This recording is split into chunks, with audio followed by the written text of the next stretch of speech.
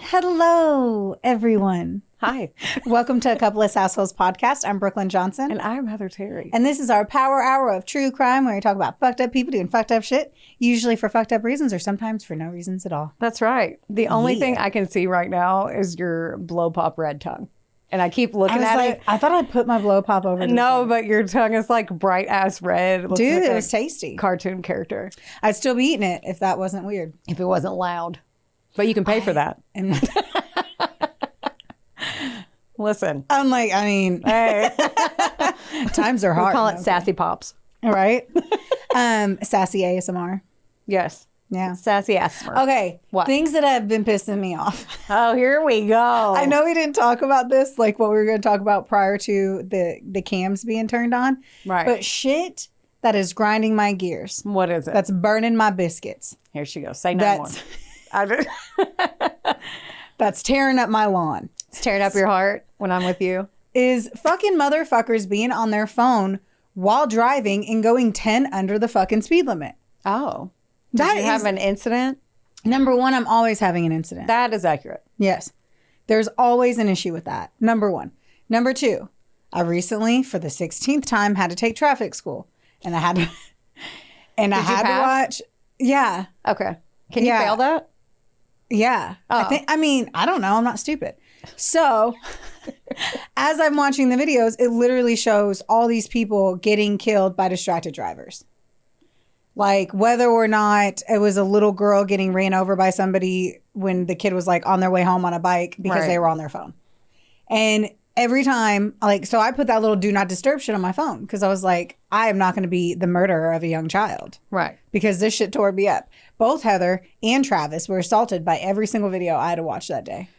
Yes. Because it was full on recreated car accidents where people died. Yes. So really you're mad that people are on your phone? I'm mad that they're on their phone being so distracted that they're not even looking up to realize that they're going 10 under the speed limit. Like today I was like, all right, I got to get over at my usual street in which I get over. And I'm like, all right, dude, are you going to go left and get on the highway or what are you doing? Like you're going so slow on the highway. I need to understand what you're doing. And I literally look over and this is what he's doing. Like completely scrolling, not looking up at all. At all. And you're in one of those like, people are doing things. This isn't just you driving on the highway. There's no one there. You cruise controlled it, put your little lane guards on, and you're ready to go. No, this is like an active location. Well, I'm fucking sick of it. Get the fuck off your phones, people. That's right. Get the fuck off your phone. Check your grinder when you get home. Right? Unless you're like paying attention to our podcast. And if you want to listen to us, pull over, park, then do it. Then get back on the road. Okay, that's insane. Actually, listen to us. Just don't touch your phone while you're doing it. Yeah, but if they're like driving and they get an urge for sass. Oh, I'm like, just wait until you get to a stop sign. But I feel that too. I feel it. As long as the vehicle is stopped, you can do shit. But like, stop being fucking dumb, man. We can see you on your phone. Okay. This isn't one of those incidents where I'm like, I didn't do that. That's anytime I'm passionate about something, you're very quick to tell me you didn't do it. I know. That's my thing. Yes. Anywho, do you have anything going on? No. Oh, okay. Well, no, I know. I was looking at the calendar and when this came out, because that's why I have this shirt on, but it's already going to be past because we're going to go to Horror Con this Saturday. Yeah. Because as you guys know, we record early. A little bit early. So, well, this is a Horror Con is a live event anyway. Right. And that thing came out of nowhere. Yeah. And now we're just like, holy shit. I guess I have a lot of work to do. We're doing a replay. Yeah. Of stories that we've already done. At the end of the day, like when you're doing this stuff, you naturally get better. Mm-hmm. Like our research gets better. We get more comfortable finding our information. Right. We put a little bit more time into it, all of that fun stuff. So it's usually fun and nice to like redo a story. Right. These have to be condensed so hard because our panel is so short. Yeah. So we're taking like kind of gory stories because it's fucking horror. Horror con. Everybody's going to start Googling horror con. Horror. Or horror con. What? I always say the introduction of where we are in every live event, and I'm like, Heather, you're gonna have to do it because I can't say horror. It's just horror con. Let it be. So anyway, this one we are ready for. We're gearing up for it. That's It's a little right. bit different. We're doing a little bit of a gory vibe because it's fucking horror con. Right. Horror con. There ain't nothing. Yeah, One of the panels is you turn the lights out and play Who's in Your Mouth. It's horror con. Yeah. Dude, that would get a lot of people. I mean, yes. I guess it depends. I don't want to play that game. I don't want to play that game either. Unless it's with breadsticks and I have to guess which breadstick is in my mouth. Other than that, no. I would like to do that with fried chicken. I don't, If we're gonna do that with something, let me do fried chicken. is that what you would do? Oh, for sure. Turn the man. lights up. What if you had to guess where it was from? Oh, I'm so in. Either way, I get a whole bunch of bites of fried chicken. Yeah. That's a fucking win. Can we do that for Patreon? Dude, I will fucking tear up fried chicken. It's just a dark screen and you hear you chewing going, is that from KFC? Like that would be like, the that's worst. Popeyes. I know that Popeyes flavor. That would be They be double crisping in it. I don't know shit. I never eat fried chicken from the fast food places. But yeah, I'm in. Anyway, okay. if we're playing Who's in My Mouth, I want it to be some KFC. I want like Olive Garden or Fazoli's breadsticks. No, Cheddar Bay. What am I talking about? Red Lobster Cheddar Bay. There's no breadstick that like gets me that going. Even really Yeah. not Fazoli's Like- or Olive Garden. I can't wait to talk for 30 minutes. after Right? this. No, they're just like, yeah, they're good, but they don't. Man. They're just not on my repertoire of fucks to give. You know, I have them way harder for fried chicken. Hey, that's right. Is what it is. Anyway, Patreon, come after us, man. That's what I Get was- into the Patreon. Yes, that's what I was going to say because we're recording audio version of on Saturday since we found out like we were saved the best for last, late edition to Horror Con.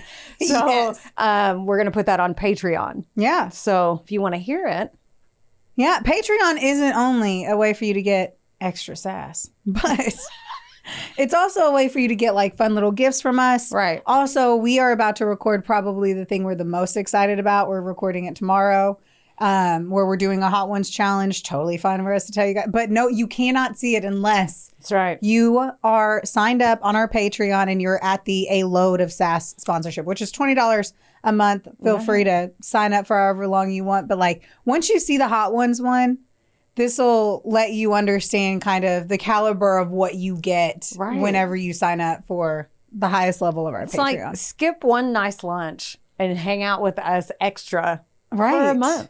Exactly. Right. Get some merch. That's merch. Oh, I was like, what? Get some merch. Merch. Get some free little gifts. Get a little live Q&As. That's right. Can ask even inappropriate questions to Heather. Do it. I don't All care. right. Like, rate, review, subscribe. We love you guys. Tell me a story. We're quitting. Yeah. We're And done. we're leaving. Bye. Bye. Okay. Well, I'm going to put my glasses on because I itched my eyes. Got to put them back on. Okay. You ready? I'm ready. Okay. This is the story of Rosemary Essa, also known as Rosie, and Dr. Yazeed Essa. Does that, any of that? They call him Yaz. So I will say Yaz and Rosie for the next 30 minutes. Okay. Does that sound familiar? No. Perfect. My sources, Dateline episode called Bitter Pill, Oxygen.com, CBSNews.com, Cleveland.com, the Ohio Supreme Court website, and CourtTV.com. Okay. So here we go. Rosemary DiPuccio, or it's the coolest last name. Dude, man. I love it. Things I wish I had. Right. DiPuccio. Yeah, the DiPuccio. If I can just have a little DiPuccio. I have one right here. I'm going to get a dog and name it DiPuccio. Or Rosie, as her friends and family called her. She was born on October 21st, 1966. Her parents' names were Rocco and Gigi DiPuccio, and they were on the Okay. show, and they're so cute. She had a great childhood and a pretty normal upbringing. They were a super tight-knit Italian-American family. Like, they had family dinners every Sunday. Cute, love all that. So not much to dig into in her background, so I'm going to skip ahead. Rosie became a nurse and she was working at a hospital in 1995 and she met a handsome ER doctor named Yazeed Essa, or Dr. Yaz, as everyone called him. And she was like, oh, shit. She go, oh, yes. Oh. No? Yaz. Shit. Just That one got me a little bit. Yaz was born on September 6, 1968 in Detroit, Michigan. His father was a Palestinian immigrant who moved here before Yaz and his brother Firas were born. Yaz, from a young age, said that he was like, I'm going to be a doctor. And he fucking became a doctor. Way to go. He went to the University of Toledo and then on to Northeastern Ohio University's College of Medicine for med school. He did his residency in emergency medicine in Detroit before he moved back. Now, the timelines on this are all over the board. But from what I read, Yaz also wanted to do a side hustle, like being a doctor. You already make good money being a doctor, but he was like, he had this entrepreneurial spirit. That's okay. Right. I'm like, I don't feel like doctors are like, you know what? I need Part-time more job. money. Like, Yeah. not even that, but like the time. Right. You have to use so much brain power. His dad was a really hard worker and like ended up owning some stores and stuff. So I think he just wanted to follow in his foot. So I don't know. But Yaz and Firas opened up a satellite dish installation company and became very wealthy doing so. Because remember, this is like the late 90s. Now, this was back in the day, like the tiny dish network ones weren't on houses yet. It was the big metal plastic. God. The big metal plastic ones that you had to like move. My grandparents had one where it's like, I want to watch this channel, and it's like can't hide money, man. Right? Yeah. Ain't nobody on the maple side of shit had any freaking UFOs hanging off the side of the house. It literally looked like you were trying to bring ET home. Right. Like this is where I am. Yeah, but they were also very expensive to remove when everything started. So they actually kept their old one when they had the new one on their house. So they just had this huge, look like laser beam in their front yard. Don't they get like electrocuted? I'm not going to derail, but I feel like those bitches got electrocuted. Fucking big ass. I mean, they're on the ground though. They're not that tall. It's not NASA. Oh, the ones on there, not the ones on the I'm talking roof. about those huge metal ones that were in the ground. Oh my gosh, I forgot about those. Yeah, not the Dish Network, like the first. Oh, wow. Yeah. Yep, for real, rich people. All right. So after opening these stores in Detroit, Yaz decided to move back home and continue practicing medicine in the ER and slinging pagers. He also had a pager business. For our younger listeners, a pager is. Right. Smart people, man. I know. A pager, because Heather didn't tell you what a pager was. It was this cute little brick device that was like super badass. And then you felt so important. Like they had the cool see-through ones, like those old see-through phones that were colors. Yeah. Anyway, and people would be like 911 and their phone number would pop up. You have to call them. Right. Yeah. So, okay, we're back to Rosie and Yaz falling for each other. And the two were both working at the hospital, and they met and they started dating. And I'm going to show you a picture of them right now. Here is Rosie. She's super cute. Super cute. Great teeth. Good smile. Doesn't she just look like happy? She looks like she got straight A's. And here's Yaz. Dr. Yaz. Okay. Yes. I mean. He got them green eyes. He's kind of hot. He's pretty hot, man. Yeah. Eye color's everything. Right. Like, it really drives it home. And boy, does he drive it home. His eyes are green. Make sure you pick a really cute photo because people are going to be like, okay, those two photos, I understand what's there. But those are not like... These will be the photos that pop up on the screen. Right? Everyone's going to be like, whenever you first start dating somebody, you can't find the right photo and you show one of those. That's one of the not... like right photos. And it's like, let me see a picture of him. And they're they're not very photogenic. They're like, hang on. Oh, this one's old. That's his cat. Hang on. He gained 20 pounds in this one. Like I swear, he looks a lot better now. He looks better in person. Right. He has a good personality. Yeah. Have you ever looked at a baby and said it looks like it has a good personality? I don't look at babies. I don't know. They look at you. Ugh. No, I'm kidding. You can't catch it. No, I haven't No, okay. I haven't really seen ugly babies because I'm not around them a lot. But I do know what you're saying. Yes. Okay. So apparently Dr. Yaz was seeing someone at the time, though, and Rosie didn't know, and he left her for Rosie. Oh. La tu da. They dated for about 4 years and got married on September 11th, 1999. Before that was September 11th. Do you think she would have cared that he was dating somebody and dumped them when he met her? Do you think she would you care? I think it would bother me if I knew he was in a relationship and was like, because then what if he did it to you? I would always make the assumption that the person would do it to you. Yeah. Like there's no way for me to not not shaming her, but whatever. I don't Right. know. Well, she didn't know. I couldn't find out if she knew. I don't think she did. Oh. I don't think she did.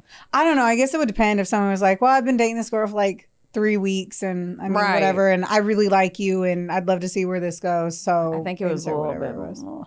Yeah. So Rosie's family, Gigi and Rocco, they loved Yaz, like from the jump. They were like, oh, he's a doctor. He's great. And Gigi was on the thing and she was like, we would send him out to get like one thing from the grocery store and he'd come back with 36 just because he did everything big and he was just so great. Like He was tall, right? Yes. He looks like he was tall. Yeah, they love him. Okay. So a year after being married, they had a son named Armin. And then 2 years after that, they had a daughter named Lima. Rosie was over the moon. Like, even though they had good money, nice house, like the perfect quote unquote American life, she was kind of down to earth and just was a super mom, to say the least. And she was quoted like her face would light up when she looked at her kids. Like, she was just very, very good mom. After being married for 6 years in 2005, their life was picture perfect, and they lived in a nice suburban area called Gates Mills, which is outside of Cleveland, Ohio. And a close-knit family, and then you're like, all right, you guys have it literally figured out. Yeah. The two were trying for a third child, and I don't know about that. Rosie was taking prenatal vitamins, and Rocco and Gigi and Rosie's siblings all said that Yaz was the perfect guy for her. On February 24th, 2005, it was around 2 p.m., Rosie was heading to the movies. She was running late. She was going to meet her sister. Her sister was like, where the fuck are you? And she's like, I'm coming. I'm walking out the door right now. Just wait there. I'd be like, bro, you were so late. Right. I swear, if I'm at a location and you're texting me, I'm about to leave now, like, no, I'm cursing your name. No, you would text me like, it's fine, I'm leaving. 100%. I'd be like, we'll do this another time. Right. You'd be like, oh, it's fine. It's fine. So she only lived 10 minutes from the movie. She was like, chill out, I'll be there in 10 minutes. Like, still not a, no, I know. So totally she was running out the door to meet her sister in her black Volvo SUV. Now, on the way, Rosie had called her best friend Eva, and they were chatting just like we would fucking do, just driving on the phone, talking about nothing. The car behind her saw the SUV start to swerve, and it swerved over the middle line, and then right before she was supposed to take the exit, and then it swerved again and hit one car, kept going, and then hit another car. Oh, no. The car eventually pulled over, and the car behind her happened to be a med tech named Tara. So how lucky. She ran up to check on the car, which was Rosie. Right. Tara said that she got up there. The woman was in really bad shape. Her body was limp, and then she started violently vomiting. Oh, my God. A police car happened to be driving the other way. Oh, my gosh. What a scenario. Right? Yeah, and the dash cam caught the footage of her coming the other way and like hitting. And she wasn't speeding. She was getting ready to take an exit. So she was only going like 10 or 15. Right. Yeah. Rosie, he said that Rosie was laying back and she was like gasping for air.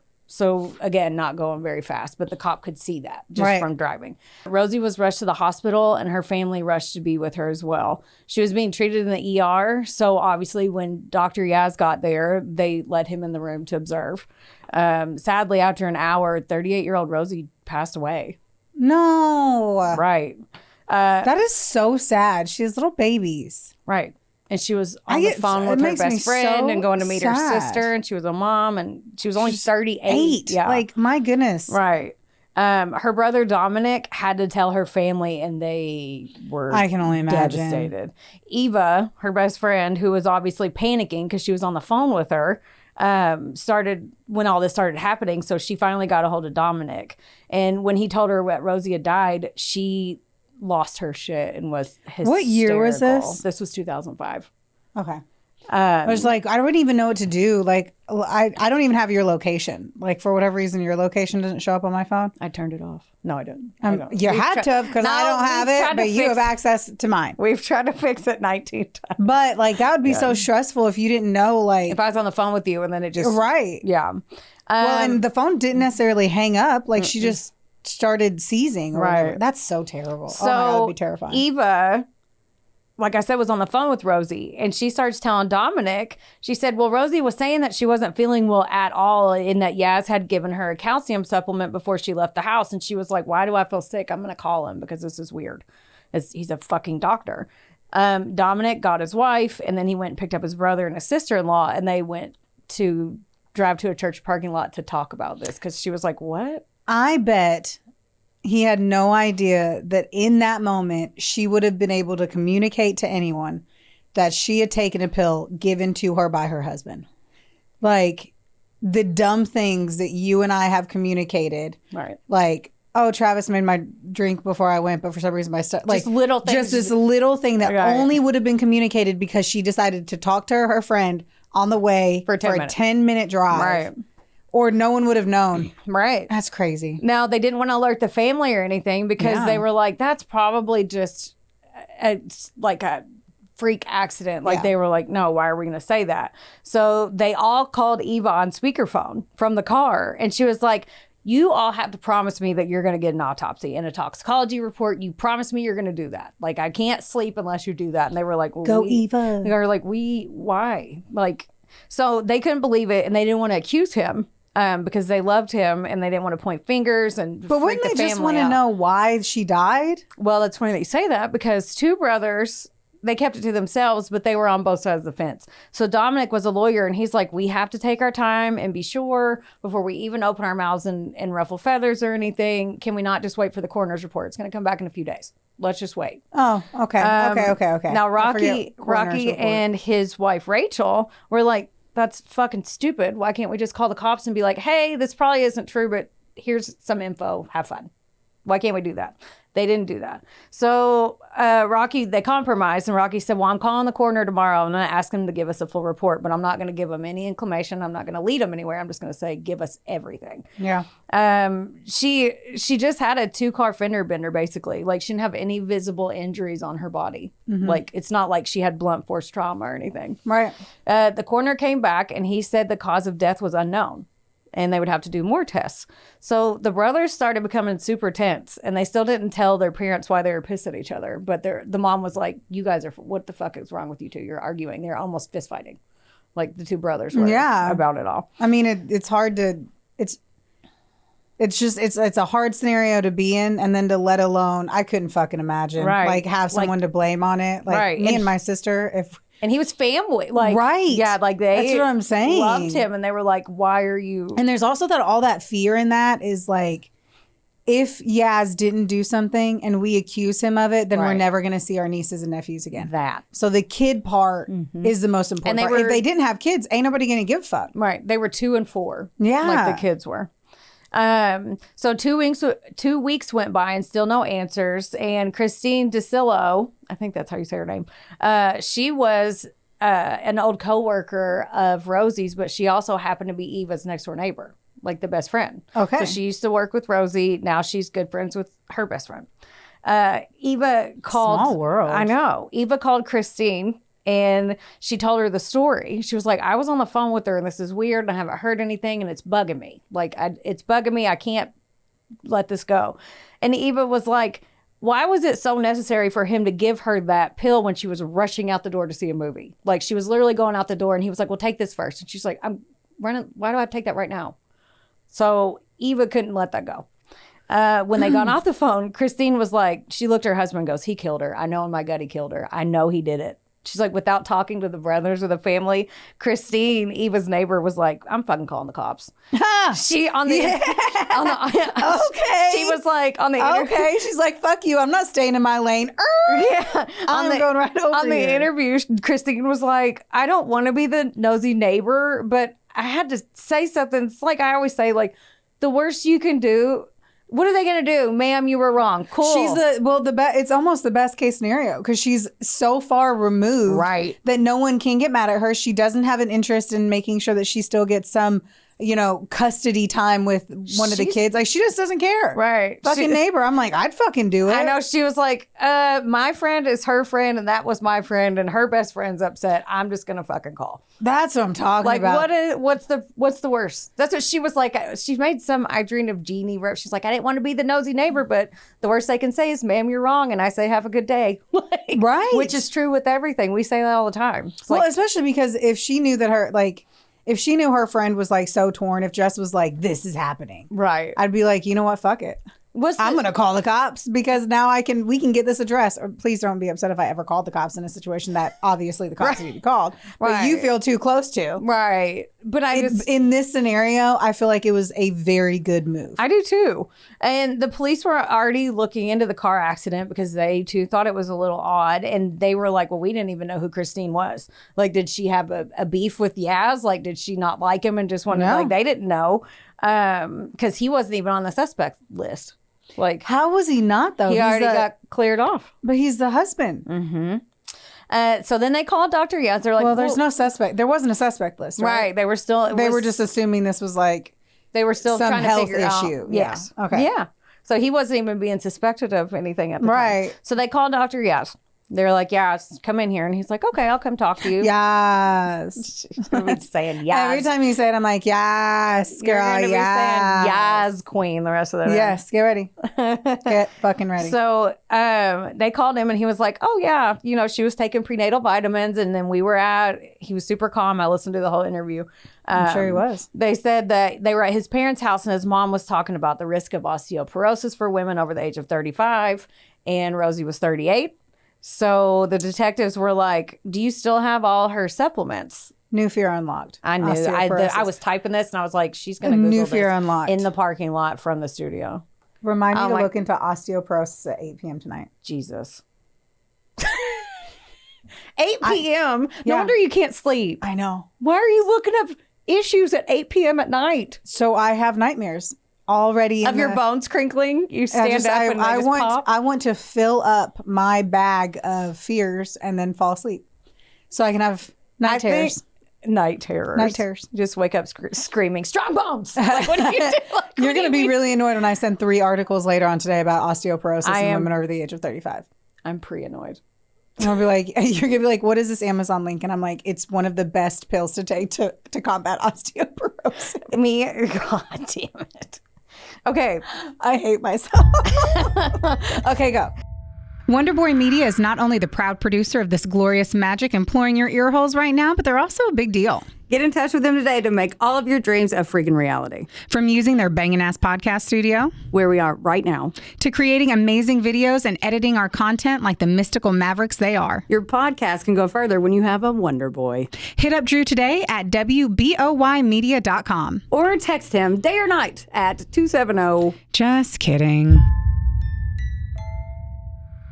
Get ready, outdoor enthusiasts. The Western Kentucky Outdoor Expo is coming to Owensboro Convention Center on April 12th and 13th. Explore RVs, boats, hunting gear, side-by-sides, and more, all in one place. And best of all, it's free. Don't miss this ultimate outdoor adventure. Learn more at westernkyoutdoorexpo.com or follow us on Facebook. We'll see you there. So they asked if they still had the supplements, well, right? yeah, because he was like, I gave her the calcium. She was taking prenatal vitamins. We were trying to have another baby. The detectives were like, well, you still have them? Can we can we go to your house to get him? And he was like, sure, come on, whatever. Because they wanted to test all of them and with the calcium. So Do you think he would have kept them in there? When they get to Yaz's house, they walked in. It's no big deal. And there was a woman sitting at the kitchen, in the kitchen at the bar named Margarita Montanez. And she was the daytime nanny. Heather. Don't start. Let me go. Just let me go. All right. Yaz had hired 2 nannies after Rosie passed away to help him with the kids. One was a daytime nanny and one was nighttime. The police took the supplements and went to test them and la-da-da. So the next day, Yaz, God, no, I fucking did it. It's Yaz. Okay, like Yaz dropped off the 2 kids at Rosie's sister's and he was like, hey, do you care to watch them overnight? She's like, yeah, sure, whatever. They can play with my kids. It's fine. At 4 a.m., Yaz had left her a voicemail saying that his friend's brother in North Carolina had a terrible car accident and wasn't going to make it. So he had to go down there and be with his friend. And he would pick up the kids in a few days. On Monday, no one could get a hold of Yaz. Okay. Intriguing. So he drops the kid off for one day. Yeah. The kid's off for one day. Right. And then he's like, you're going to have to stay there. So now I understand a parent being able to be like, more the merrier, it's fine. But like, you didn't even pack their shit and put it in a bag and then be like, hey, I'm so sorry. I'm doing a shitty thing by doing this. I am on my way out to North Carolina, but I'm going to drop a bag off on your front step with the kid stuff. Right. Like anything at all that implies not a sketch situation. I never thought about sketchy that. as fuck. Yeah. A parent isn't going to just let their kid, and you're not going to put out the people to then, now you have to figure out keys so you can come into the house so you can go. Yeah. I think they had a key, but I totally get what you're saying. Right. Because and it was 4 a.m. so she wasn't even fucking awake when he called to. Yeah. Yeah, anyway. On Monday, no one could get a hold of Yaz. So Rosie's sister called her brother and was like, what, do you know where the fuck he is? And so her brother tracked down this friend that he went to see, and he was like, hey, how's your brother, or how's your friend, or whoever the fuck it was. Right. His brother. And he was like, my brother's fine. Ooh. And dun, dun, dun. I haven't seen Yaz. What are you even talking about? Ooh. Right. So Yaz is with one of those fucking nurses or those little nannies. Little nannies, man. Fucking nannies. naughty nannies. Naughty nannies. Any little skanky little. I think I saw fuckers. that movie at your house. I mean, I was probably in the DVD player right now. No, that shit just. I know. Yeah. Man, I read so many audiobooks about it too. So many nannies. Fucking nannies, man. Don't Right. get a nanny. If you get a nanny, what's the number one thing you do? One, Make that you sure are they're not ugly. attracted to. Like one hair, one tooth, big pot belly, burps Or a lot, They could just smells like cheese. be a normal looking human. No. Just one that's not hot. I want a busted roly poly oly. That's if I have any person coming into my house, she If gonna be I- looking rugged. If I had a nanny, 100% she would be cast as Mrs. Claus. That's what I want. I want a Mrs. Claus. What if Travis has like a claws kink? Then fucking go, bro. Then fucking go. I am not here to be like, please be with me Please be with me. instead of Mrs. Claus. I mean, Go do your own kink. That's cool. I'm taking half your money. We ain't got a pre-net. okay. So here we go back on the road. So the brother goes over to Rosie and Yaz's house, and they go inside because they didn't have a key, and they found an envelope that contained a passport that was in it, and they were like, he fucking left. Like that was post dated for the day that he dropped the kids off is when he got the passport. This was only 3 weeks after the sweet little baby angel kids lost their mom, and now nobody knew where the fuck their dad was. So And then he could just leave them so carelessly. he's a piece of fucking shit. Dominic filed a missing persons report, and being the lawyer that he was like, yeah, I took my whole family over there for a fucking week and I investigated their fucking house.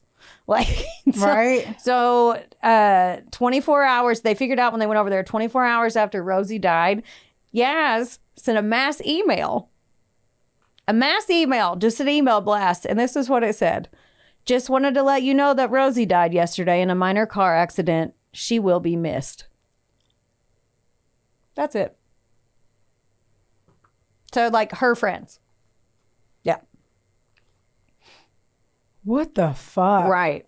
Now, they tracked his credit cards. They found out. What the you gotta give a little bit of time to process some shit. Right. Because that's like a lot to process. A mass email blast that said she will be missed. Like not even like if you're struggling that hard, like just Google any celebrity who died that it is with a heavy heart. We announced that. Say more than that. Do anything. Right. Be like, this is so terrible. I'm so devastated. Right. I can't believe she was ripped from my arms. Like I would no. I would be a fucking hot mess express. Her brother was pissed. Oh, I would have broke something. I swear if I got that email Like, what if you got that email from Will? from anyone, Right. It would be different. If you died, I probably was with you. But which would be way more devastating because I don't want to witness that. But assuming that you just die solo and I somehow live through that. But I would break a laptop. Yeah. Like that's some shit that would make me so mad. And then I don't know. I'm not much more like for revenge, but I'd be figuring something out. I'd be calling you, get on Teams. We'd get Jess in there. We'd get a whole group of people. We're like, what are we going to do? And we're going to like be like, first, we're going to break the windows in his BMW. And then we're going to slash a tire. And then we're going to shit on his doorstep. Who has to poop? And I'm going to be like, you? Okay, hold it in. You know what I mean? Justin always says, I'm going to write on their windshield with poop. We're going to get Justin in on it. Always get Justin in on it. He's like, I'm going to write on their windows with poop. I'm like, what do you even mean? We're going to do crazy shit. Like, that would not go. Right? What would you write with poop? You will be missed. And just brown looks like. No, just be really aggressive. Say, I will kill you. Oh. I don't know. I don't think you're allowed to do that. Okay. You can't do that. Back in. That's a threat. Yes. Especially with poop. I wish harm on you. I feel like Ooh, it's. karma's coming. That's kind of mysterious. Just right. You will be missed. Let's see. Call me Patty Betty. I feel something. Right. Something's feeling in here. Okay, go. Yes, thank you. You're welcome. So they tracked his credit cards and they found out that Yaz had bought a plane ticket through a travel agent to Cyprus, which is an island country in the eastern Mediterranean Sea, west of Syria and Lebanon. Oh no, he's at another country. We've lost him. This is when the brothers told the rest of the family. Like they told Gigi and Rocco and all them. They were like, "Hey, this is what Unfortunately we kind of figured out." So a week later, a month after Rosie had died, the test results for the pills came back. 9 pills left in the bottle of calcium had a lethal dose of cyanide. See, I'm so surprised he left it. Like if he was able to make the pill, like in my mind, you would take one and make one, and then the rest of them would be normal pills. Right? Do a little dot with a Sharpie, take them out. That's the one. Just, I wouldn't have guessed. Right. He would have been so dumb. Right. To leave it like that. The FBI was called in and they began the international manhunt. So Yaz had flown from Cleveland to Cyprus and then went on to Beirut, Lebanon. Guess what Lebanon does not have? Extradition. Boo! An extradition treaty. So this little fucker. You knew that. He's adopted. Was like living his best life, partying, and there was literally nothing they could do about it. And he just didn't even care about his kids. He was just like, I don't want to do this anymore. There's nothing they could do about it. Because there's no extradition from there. But isn't that what hired killers are for? So Rosie's family did the only thing that they could do, which is so sad. They hired a killer? No. Okay, fine. They started holding press conferences trying to get Yaz to turn himself in, like begging him, like, come face the music. Like, your kids are here, come back. But that's all they could do. And at this point, he had officially been charged with the aggravated murder of Rosie. And remember that passport envelope they found? Yes. Yaz's new identity was Maurice Khalifi. Yes. That was his new name. He got a whole new persona. 1.5 years after Rosie passed. 1.5, huh? 1.5. I kept typing 1.5 and it kept changing it to a fraction and I was getting pissed and it was late. So I understand. 1.5. 1.5 years later. Okay. That's right. 1.5 years. Oh, fuck you. No. You're welcome. And it's sad. I'm trying to say something sad. Okay. 1.5 years later after Rosie passed, her family finally got the phone call they've been waiting for. Yaz finally fucked up and got caught. Finally. He got cocky and he left Lebanon and he flew to Cyprus. And the FBI had been watching him. Right. The whole time. Like, they would have reports on him, like, well, he just went down to the bistro and had read the paper and went back to his house, but they couldn't touch him. But the second that they knew that he was flying, they That's got what him. I'm like. I feel like they would have just flagged him. They got him at the airport. They flagged his alias and they got him the second that he left, but he didn't leave for 1.5 years. He even had a girlfriend. And So it wasn't the nanny? Hang on. Yeah. So, but he even had a girlfriend when he was here. So he was like fucking all kinds of bitches. He also had a serious girlfriend who he said his name was Maurice. And he said that his wife had died of something else. He didn't say he killed her. He said she got a car wreck. So they had this lady who was just dating this guy that she thought was Maurice for a while he was there. And then he flew for a vacation. And then the FBI picked him up. So, and she was like, yeah, I had no clue. Like, that's awful. Jeez. Now, Yaz, of course, fought tooth and nail, and it took until January of 2009 until they could get him back over here because he pulled out everything he possibly could. Sure he did. Right. Now, everyone finally gets the answers to why the hell and what he had been up to during his little vacation as Maurice Khalifi. The trial began. The prosecutors in Ohio had to show the real Dr. Yazeed Essa outside of the one who saved lives in the ER because everyone just thought he was a good fucking guy. Rosie's sister-in-law testified that when Rosie was in the hospital and just passed away, the doctors let them come in for a private viewing of her like they normally do. Obviously, she was nude under the sheet. That Yaz had been so cold and standoffish and disrespectful to them in there, but they were so grieving in the time they only remembered it back. Like he walked up to her body, yanked the sheet down all the way to her navel. So her parents are in there too, and he like plopped her body over like it was nothing, and then like yanked a necklace off of her neck. Like so disrespectful. And her sister was like heartbroken when she was telling the story on the stand. Oh my God. Yeah, your wife just died. And that's what you're doing? Like, I know everybody grieves different, but that's not grieving. That's that is not grieving. Fucking You're asshole. being a fucking cutthole. Right. I hope he gets it in the butt. Yeah, and then you hope he gets it in the butt. I always want something painful, and I feel like butt play is painful. Sorry. Bestie Eva obviously testified, and she got about him insisting that she take the calcium because...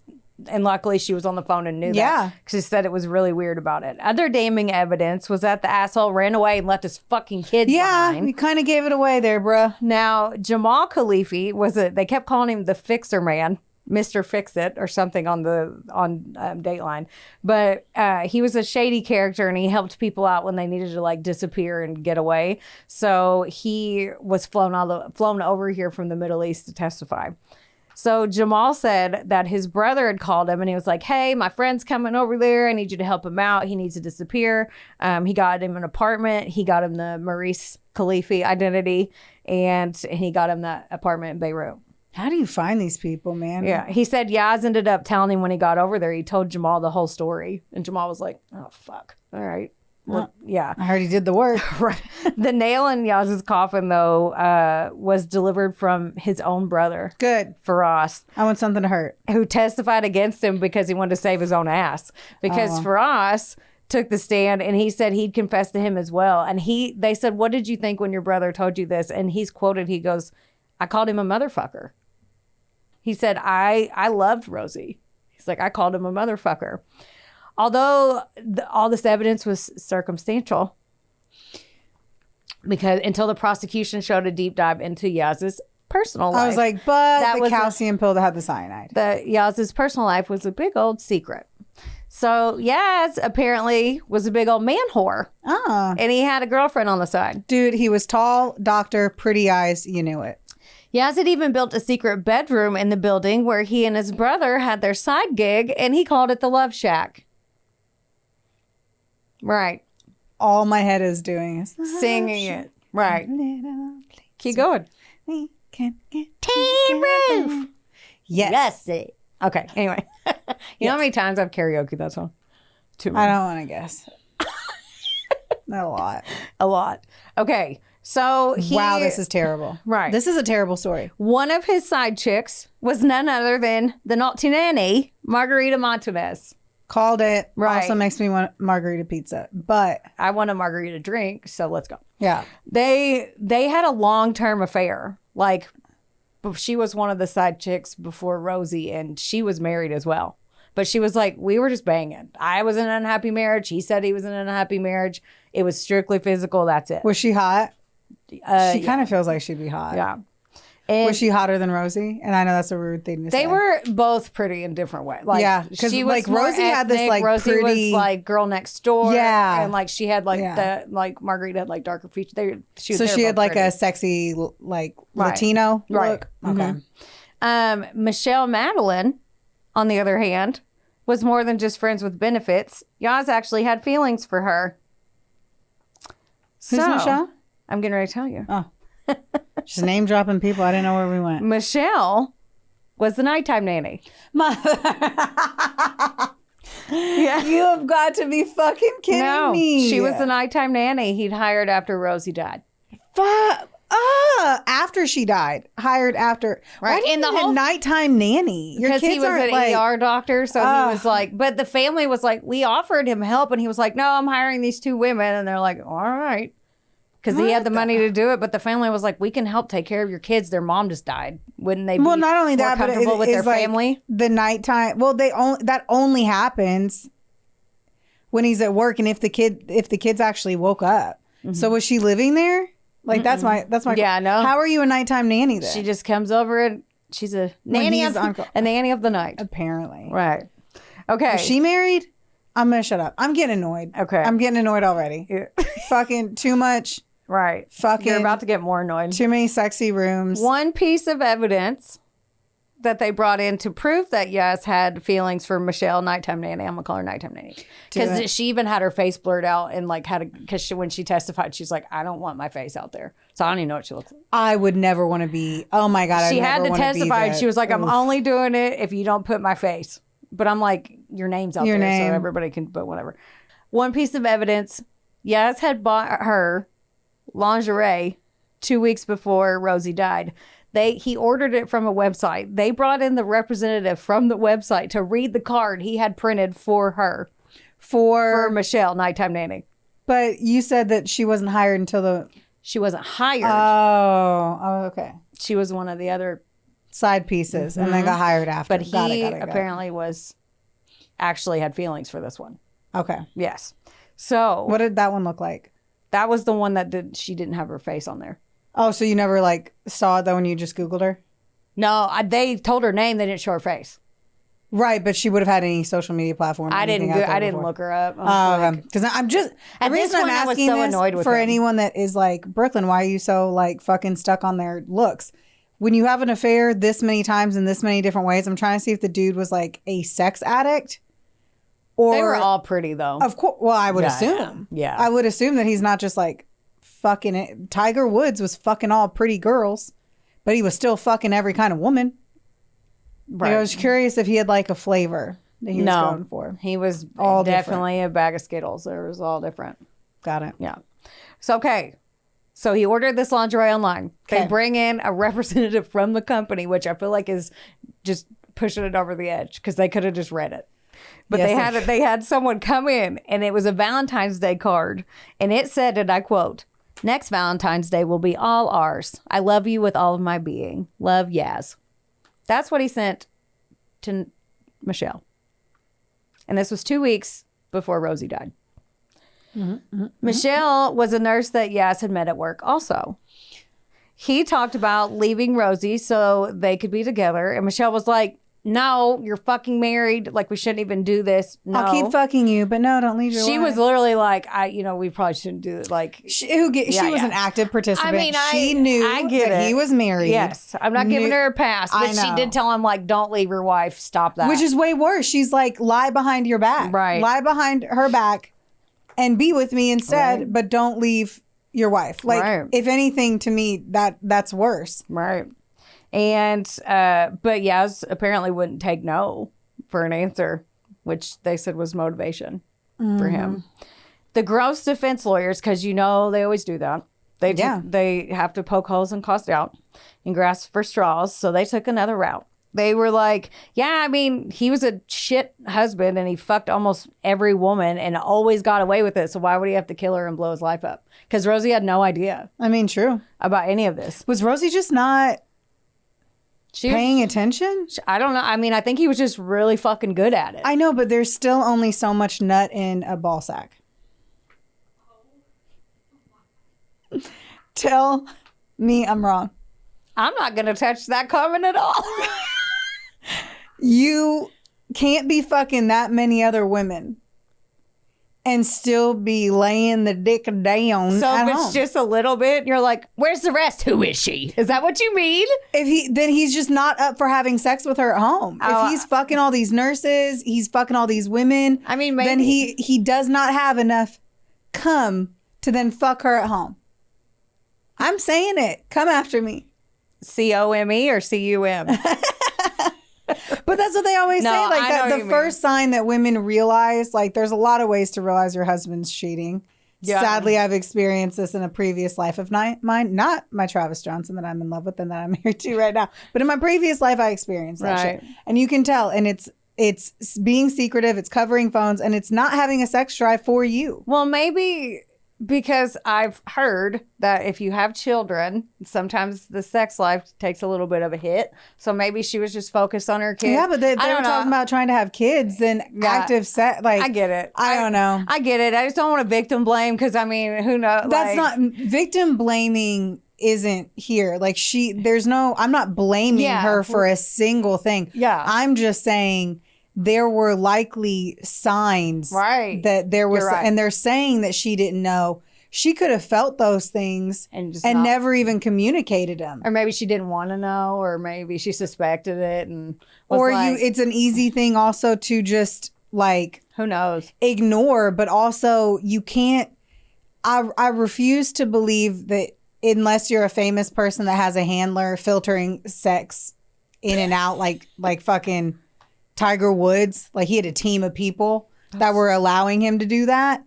Like in this particular case, like she could have just chose not to worry about it or think about it. Right. Who knows? But I didn't think about the it that way. phone, just his phone alone and the way he would have had to have acted with his phone. Right. I don't know. Now, I mean, that is a good point though. So, but they were also talking about like, why did Rosie's family like him so much then? And then like his lawyers were saying that. And why did he want to have another child with her? They were bringing up all these questions. That's the biggest question. And then they were like, Michelle meant nothing to him and he was loaded. So he had no reason to kill, like he didn't have a reason to kill Rosie. And now why would he give the pills to the cops if they knew they were laced? These are just questions that they brought up. Why did he leave his kids? They said he was scared that he would get the death penalty, so that he ran. That's what they were saying. They were like, well, he was scared he was going to get the death penalty, so he took off.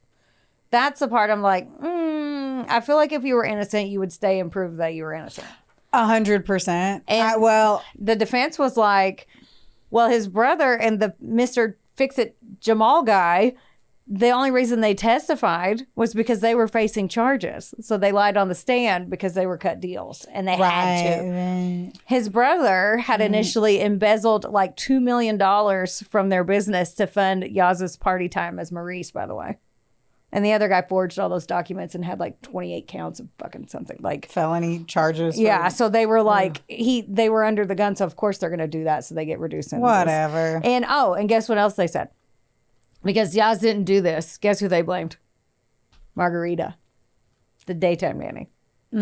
Even though she was still married and they were just banging adulterers, they said, well, she was in love with him and wanted him and he wouldn't leave Rosie. So they said that when she got married, like even because they were banging before both of them were married.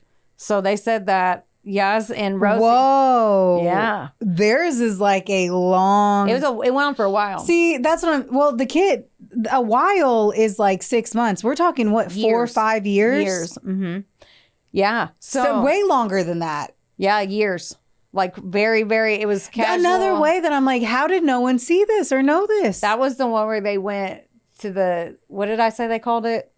The room, the secret room. That's what the love shack, and that's where they would go. I don't know. Yeah. Okay, so the defense pointed out, so Margarita was engaged, he was engaged, right? Yeah. Yaz and Rosie picked their wedding date. Margarita ended up somehow picking the exact same wedding date. Sure. And they said they were like, so she was in love with them. So I was like, if she was in love with them, I don't think she would pick the same day. And so Margarita had worked for Faraz. So, dude, I'm so sorry. I'm going to pause this one. Okay. I just can't get over this. You cannot say that it was just sex. And it's been that for long. 5 years. Right. It cannot be just sex because it's not as exciting that long into it. The whole point of that exciting shit. I mean. Right. Then why would, if it was just sex.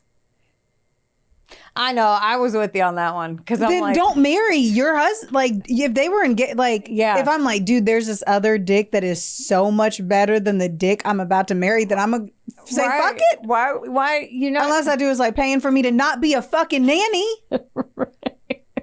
Right. Choices. So daytime nanny Margarita, they had met because she had worked for his brother, for Yaz's brother, at the place where the love shack was. Okay. And she also had access to Yaz's house. So they were like, oh, well, she snuck over there and she laced that calcium. Because she knew that Rosie was taking calcium. Right. I have no idea what you're taking in your house. I don't. Right. Yeah. And she didn't even know. Let alone calcium. Yeah. Like that could have been any of the kids taking it. It wasn't women's multivitamin. Right. So basically they were throwing everything they could to raise reasonable doubt. Everything that they could. They literally threw a bunch of shit at the wall. And they were like, let's see what sticks. Oh, nothing. They're like, that noodle is not ready. Right. Well, apparently neither was his, since you were talking about the I'm just, I don't know why I say shit the way I do, but that's what I was thinking. That's an empty ball sack. As an empty ball sack. I just pictured a deflated balloon. That's what I'm saying. Well, two. Right. Together. Yes. Attached as one. Not really. They're two separate entities. Carry on. You sure? I want to, yes. To do a deep dive. I'm getting, this is a very I've got like 4 tantalizing sentences left, story. and then you and I can go have coffee and talk about balls all you want. No, I want to talk about this story again in great detail. Okay. So the lawyers are doing their stupid defense lawyer bullshit. The trial lasted 7 weeks and had over 60 witnesses. I believe it. And the jury deliberated for 3 whole days. And Dr. Yazeed Essa was found guilty. Good. And sentenced him to life in prison with the eligibility for parole after 20 years, which I don't agree with. I don't agree with that either. Right. That was the maximum they could do for whatever reason. Now, this is a sad story of the murder of Rosie Essa and her shithead doctor husband. Yes. Yeah. That is some crazy shit. And one thing This should be a book. One thing I want to point out, though, is that he almost got away with it.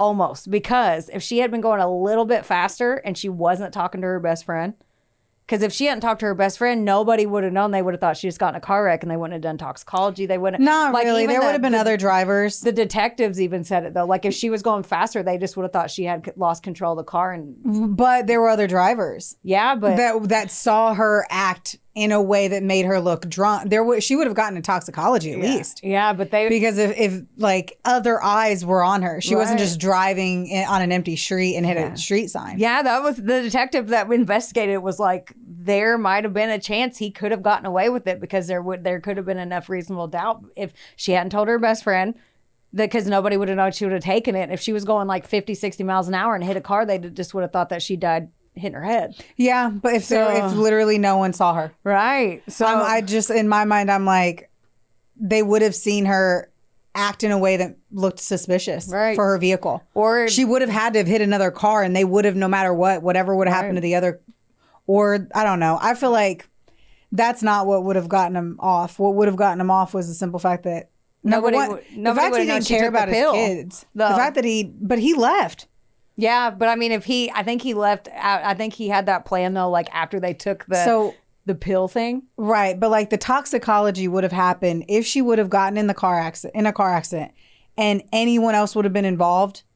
A toxicology report would have been done. Right. Because they would have thought she was drunk. Mm-hmm. That's why there were automatic witnesses to seeing it. Right. But if that's the case, like, I think that he got caught off guard by getting too cocky. My personal opinion, that he got too cocky, thought he was going to get away with it. They caught him off guard and said, come down here. And he was like, well, I'll come down there, whatever. And then they started asking him about the calcium because he didn't know. You're totally right. He didn't know they knew about that part. So he couldn't go home. They were right behind him. It's not like, and it was, I forget what year, 2005. Right. So texting wasn't huge.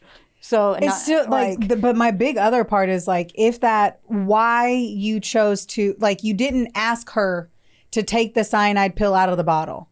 Right. You handed her a pill.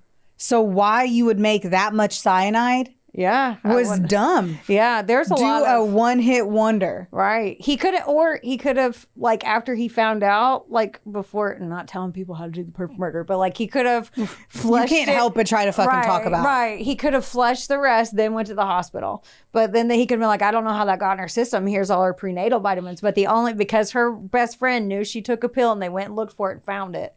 Well, they still would have put all the pills in the house. But if he would have flushed those, what the fuck? Right. They didn't find cyanide in his house. That was the only thing that they found. Right. Was the pills. So if he would have gotten rid of those, they would have had no way to know how she got that in her system. It depends on everything, though. Because even if he would have dumped a pill thing and then threw away a bottle of pills, and the whole thing they'd still would have been like, so what happened to that? And then how did he get the cyanide? They said that there was 2 in the On Dateline, because I thought the same thing, they said that they did research, and during the time when he could have bought this, there was 2 chances that, and it was like a big long thing, but there was 2 chances on eBay that he could have purchased them illegally. See, so even if there was an empty pill bottle. But they didn't have record on his computer of him doing it. Right. That's what the thing that's why it was all circumstantial. So that's what I was saying. There was still a big chance that one person would have been like, who knows? Like, you know, it just takes one juror to be like, I don't believe that. Right. So there was a slight But he chance. fucked so many people. Like, he was cheating so aggressively. Right. And like, either way, when that happens and they look at the spouse and then it takes them 4.2 seconds to realize that his dick's been wet by like 14 other bitches. Right. That day. He would have been on the, he would have gotten on the stand at some point. Like something would have been charged against him. Yeah. And anyone would have automatically, based off of character, would have been like, it was him. Right. And that's what sucks is because like they thought like her family, they were so heartbroken. Yeah. And they said when at the end of the trial, whenever he was sentenced, like, you know, the family always gets to speak. They all were like, we loved you. Why did you do this? And then he wouldn't even look up. He didn't show remorse. He just sat there. And like didn't say a word. And now like his kids are with, I'm pretty sure they're with the sister she was going to meet at the movies. I just don't see why he did it. Because he's a fucking piece of shit. I know, it's just like he could have just divorced her. They thought, well, they didn't. They said that he got greedy and didn't want to give her half his money. Yeah, but even with that, like when it's your salary, it wasn't like a one-hit wonder. He wasn't an author, and it was like he just fucking wrote Eat, Pray, Love. And he got that one-time payout. He's a doctor. He would write Eat, Pray, Fuck because he literally fucked everyone. But you know what I mean? Like, I just feel like he would have been just fine. Yeah. It was his income. That's what everybody said. They were like, well, he just got greedy because everything I read and like I was going on like forums and stuff too, just curious what other people thought. Then why did he get married? If he was fucking all those other... It's like he wanted to have the cake. Which Rosie was the best fucking cake ever. She treated him like a king. Like, great mom. Yeah. Nobody had anything bad to say. Great smile. She was so pretty and sweet. Fuck. Yeah, I know. And he was too busy playing fucking Grey's Anatomy. Right. But like the dirty, gross Grey's Anatomy. I don't know. I don't watch that show. I don't watch it either. So I kind of feel like it's gross anyway because I feel like all the doctors were fucking anyway. All I know is that they were all kind of like doing it. All of them? Yeah, because they like worked all the time and they were just like, I'm just going to do these other people. If I had to work 14 hours a day, I don't think I'd be like, I think I'm going to do this person after. Oh, I'm totally fucking whoever I'm working with. So I just got to stay single. Right? You just got to stay single. If you're gonna be committed to your job and all that shit, I'm going to be committed to the job and getting it in when I want it. I just don't think the hospital's a sexy place. 100%. It has weird smells and then they would be in like bunk beds. I just don't. Oh my God. You're literally working in an environment where there's a fuck bed right next to you. A bunk bed. A fuck bed. That's okay. Dude, it's literally that makes me ample feel like space to go fuck. I know, but it makes me think I'm like fucking in a race car bed or something like a little kid. A bed in any corporate environment, watch that shit get fucked on. I don't want to. It's a weird, creepy thing, but I bet inner office sex becomes a bigger thing. I'm just saying. Anyway, I just know from a lot of information from people that I've spoken to in my life without names. Let's talk about it. That nurses and doctors fuck all the time. That like hospitals is a big thing where because they get to know people, they are in really intense situations. They bond way harder than anyone else because they're saving lives together. That makes sense. That there is some shit being melded in a hospital environment and they be fucking. But you know what sucks too is Rosie was a fucking nurse too. Like, yeah, piece of shit. It made me mad because I was like, as soon as I saw the preview, like I started looking up the pictures and I was like, I hate piss me off. that I'm attracted to him because he is such garbage. And the more I typed, you know that gif of Kermit where he's like, nah, nah, nah. Like that's what I was doing at the end because I was so mad. Oh, it makes me mad to be attracted to shitty people. Right. And I get that. Right. Because he was good looking. I know. But now I hope he's taking a corn cob up the ass in the shower. I hope he has to poop in front of lots of eyes. Well, they have to do that anyway. I know. Oh. So I'm just hoping for things I know that are happening. You have said poop and cum and ball sack. I've been working from home a lot. This is the This And is for kids. We make this for kids. This is my moment to talk, and I've got a lot of crazy going on upstairs. So y'all don't forget, like, rate, review, subscribe. Sign up for our Patreon so you can get more of this crazy. Yeah. We say this on the free ones. Imagine when you pay for it. That's it's also the headline of our OnlyFans page. All right, we love you guys so much. Don't forget, don't get mad. Get sassy. We love you. Bye. Bye. You welcome.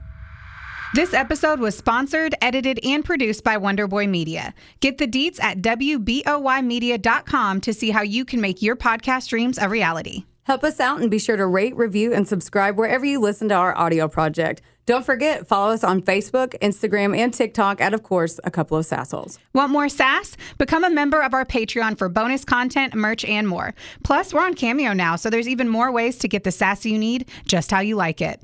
As always, don't get mad. Get sassy. Theodore, can I bet that